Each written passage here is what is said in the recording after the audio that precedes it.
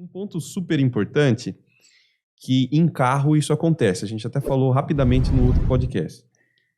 Que quando você vai comprar um carro de leilão, na hora que você vai vender, né, você precisa sinalizar para a pessoa, se fizer alguma investigação, ela vai descobrir que o teu carro é de leilão. Isso tende a desvalorizar o bem, né? Agora, imóvel tem isso ou não? A pessoa sempre vai saber que o imóvel é de leilão, porque uma vez que você arremata um imóvel em leilão, né, na documentação vai constar que o trâmite foi através de um leilão e isso consta na matrícula do imóvel.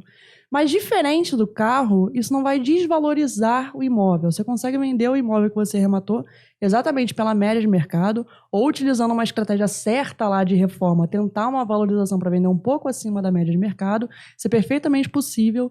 Nos imóveis de leilão não tem essa desvalorização. E as pessoas me perguntam muito isso por essa questão dos carros com passagem em leilão, né? Que você é obrigado a informar que o carro teve passagem por leilão, ainda que não conste nada na documentação lá. Se a pessoa puxar, ela vai saber que teve alguma passagem, e aí parece que está sendo enganado, né? Que tem uma mentira, porque o carro, você não sabe de quem era o dono anterior, e isso é muito importante para um carro.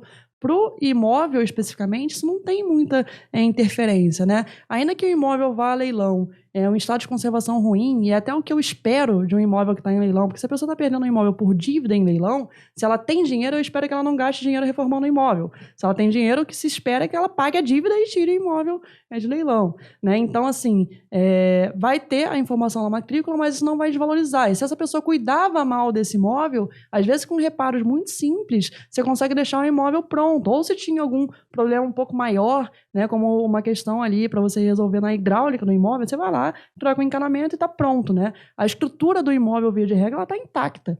E aí, por isso que não tem essa desvalorização que acontece com os carros de leilão. Então, você pode vender exatamente pelo preço que o mercado pratica, pode tentar uma valorização com uma reforma, ou pode adotar a estratégia que eu adoto na maioria dos meus imóveis para vender, para acelerar essa venda, que é você aplicar um desconto em relação à média de mercado para acelerar a venda do imóvel. É inegável que para aumentar a liquidez de qualquer coisa, preço é fundamental. Para imóvel também. Se você tem um cenário lá de imóveis similares sendo praticado por X a venda desses imóveis, a partir do momento que você aplica um desconto pequeno que seja em relação a esse X, seu imóvel já se destaca em relação aos anúncios, já vai ter mais gente olhando para ele, né? E assim você consegue acelerar a venda ali daquele imóvel. E o que eu acho legal é que, como você tem uma margem para trabalhar, acontece exatamente o que você falou, é difícil você perder venda, né? Que muito aparece raro. o interessado, aí você vai ajustando e fecha. O legal do leilão é esse, quando você faz tudo corretamente, calcula a viabilidade financeira corretinha, estipulando qual é o máximo que você pode oferecer naquele leilão, você não perde negócio. Porque você tem uma margem muito boa para trabalhar o seu imóvel. O leilão, ele te deixa muito competitivo na hora de vender o seu imóvel. Você consegue comprar muito barato, vender mais barato que a média do mercado, pratica para imóveis similares, e ainda assim lucrar muito alto. E tem bastante gente que procura leilão para morar? Comparado com investidores, muito pouco. Muito pouco mesmo. O mercado ainda é tomado por investidores. Tá. Quando você fala tomado, dá a impressão de que é muitos investidores. Não são tantos assim, né? Não. Olhando para a população em geral, a porcentagem de quem investe em leilão é baixíssima, né? Baixíssima, né? Mas considerando 100% das pessoas que olham para leilão, o mercado tem muito mais investidor buscando comprar um imóvel com desconto e depois vender esse imóvel lucrando do que pessoas que olham o imóvel para moradia. Eu tenho casos, inclusive, engraçados que são o seguinte. Os dois casos são por dívida de condomínio, então leilão judicial por dívida de condomínio.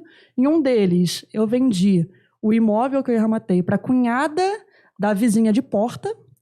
E essa vizinha de porta, ela sabia que o imóvel estava em leilão, todo mundo no condomínio sabia que aquele imóvel ia em leilão por dívida de condomínio.